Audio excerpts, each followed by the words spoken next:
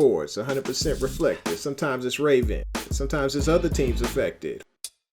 Hold on tight, strap in. It's gonna get hectic. Couch Rider Report, an original sports perspective.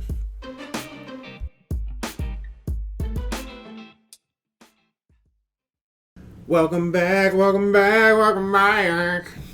Hey, welcome back to the Couch Rider Report, the home of original sports perspective. This is your Couch Rider Raven, Jermaine Lockett. Hey, you're probably wondering, why am I wearing number 23 today? Well, we'll get into that in a minute. For now, if this is your first time here, please hit that like button, hit that subscribe, and smack that bell. For those of you who are loyal, thank you for coming back. I appreciate you. Let's get it. Let's go.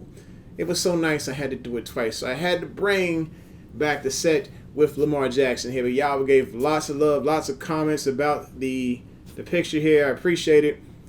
But to be honest, I didn't realize it was going to be that big when I ordered it. I was setting up the game room, wanted to make sure it was nice. And I just hit purchase on Etsy. And I was like, yeah, it's a little high on the price. Whatever. It comes in extra large. I'm like, let's go. So, of course, it just fits perfectly on the wall. I was very excited to have it. All right, but we're not going to talk about quarterbacks today, even though there's a conversation to be had about Lamar's bag because Josh Allen just got paid that big bag of that $42 million a year. That's fine. We're going to move into corners because my boy hurt. Jimmy. No, Jimmy. No. So, my friend Brooke Roos, she called it. She said Jimmy can't stay healthy. She was right. Jimmy Smith does have an injury problem. But when this guy is healthy, he is on it. And the Ravens have just gone through a slew of injuries so far this offseason with basically all of these starting wide receivers. Hamstrings like crazy. And then, of course, Miles Boykin, hamstring. And then now on to the corners. So Jimmy's the first one to go down, but who's the next person to step up? Who's your money on? Who do you believe can step up in Jimmy's absence? Baltimore has a ton of corners. Let's see who it's going to be. Let's go down the list because, Jimmy's going to be 33 years old anyway. We need to see who the future is. But in order to do that, we need to think about what Jimmy is there for. What does Jimmy do for this team? Well, last year, he was one of the top-rated corners in the league through 6 weeks of the season.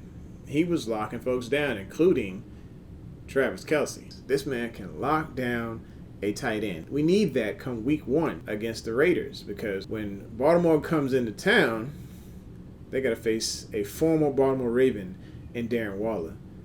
And while he may not be the most magnificent wide receiver, he is a very solid tight end. Jimmy would have been the one to be able to lock this guy up. Now we have to trust in a younger breed to come through. Let's see who we got. Of course, it's the guy that I'm wearing this jersey for. No, this is not Anthony Averett's jersey. I'm not that crazy of a fan, but I am a big fan of Averett in general.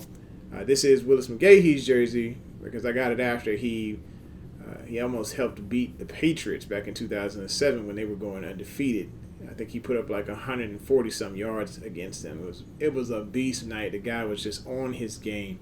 And I think that's when people started to recognize that Baltimore had a really solid run game, and I think Marshall Yanda may have been a part of that. Anthony Averett, this guy started 7 games last year. Who else went down? We had another corner injury with Tavon Young, who we thought hey, this guy's going to be the one who solidifies this secondary. He's back again. We're hoping that he stays healthy. We're hoping these corners stay healthy. John Harbaugh says he can't have enough corners because obviously these corners aren't healthy the whole year long. We had a few of them out because of COVID and injuries last year. We were putting a lot of no-names on the roster to come help. Tons of no-names. All right, so AA did come out, and at the beginning of the year, he was getting lit up. Everybody saw AA. They saw number 23 on the field, and they decided, hey, this is an opportunity to take a shot. This is an opportunity to be able to move the chains if we aim at this particular corner. If we pick on this guy, it's going to be easy money. Well, I think he got tired of hearing that the last couple of games of the season. I say the last half of the season. And he turned all the way up. He turned all the way up, folks. AA comes out of Alabama. He's got that speed. He's being taught that physicality by, of course, the corner that came before him in Marlon Humphrey from Alabama. So I think between those two, they're getting together. The more chemistry that they have as far as getting in sync of how each other plays, I think with his speed, if he learns how to be a little bit more physical, he's going to be a really solid corner on the outside who can keep up with whoever. And Baltimore loves the speed of this guy. I'm pretty sure he's sub 4.4. Next is the mystery man.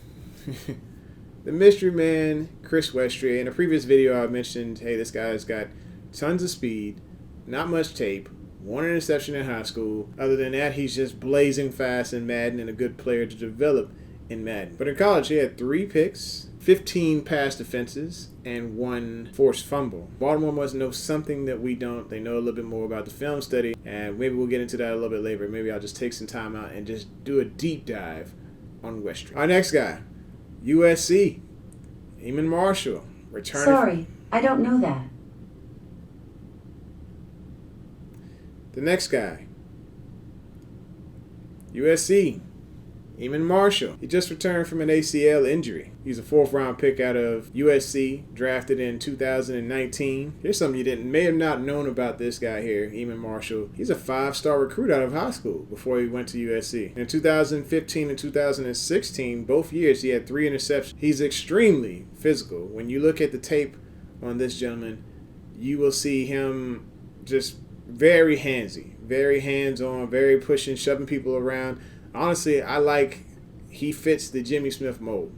Jimmy's very physical when it comes to these wide receivers. He's not going to let you get off the line without some hand action on you. Pause. Yes, I know. But I'm just saying that Eamon Marshall can get physical. He can be that thumper. He will break up passes. He's pretty good with breaking on the ball. And has a decent amount of speed. I believe the guy runs a 4.4. And finally, this is one that every time I keep talking about corners, for some reason I keep letting this one slip my mind. And I shouldn't, because this could very well be the one who backs up all of our starters. And it's Brandon Stephens out of SMU. What you know about them Texas boys?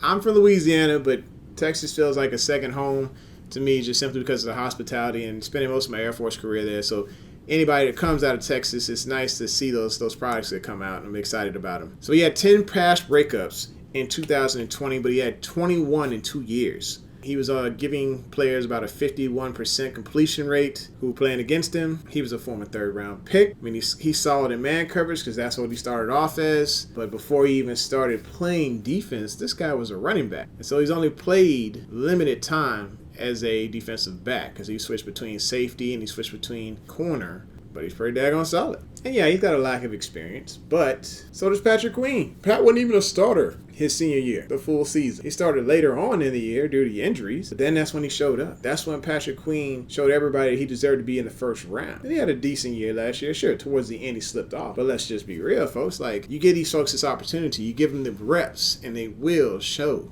up. And I think Brandon Stephens out of SMU has an opportunity to show, hey, look, I was just messing around at running back, but my calling is defensive back. Wherever you need me, whether it be safety, whether it be nickel, whether it be outside, I got you. This is the type of corner who loves one-on-one situations. He gets very physical with you, and I think if he's into shadowing as well as that physicality, he's going to do just fine on the outside. He has the speed, he has that physicality. He's a little raw right now. He still needs to learn things about zone coverage, and that's going to come in time with more reps, but I think he's one that can step up. But for me, my money is on Anthony Averett. He's got the experience. He's not injured as much as some of these guys. Honestly, he's getting the tutelage right now from Marlon Humphrey. Either way, somebody's got to replace a player who's 33 years old, who Baltimore is actually relying on to produce. This is the home of original sports perspective. From our couch to yours. Thanks for tuning in. Make sure you hit that like button, hit that subscribe, and smack that bell so you know when it's going down, baby. Y'all take care. Peace.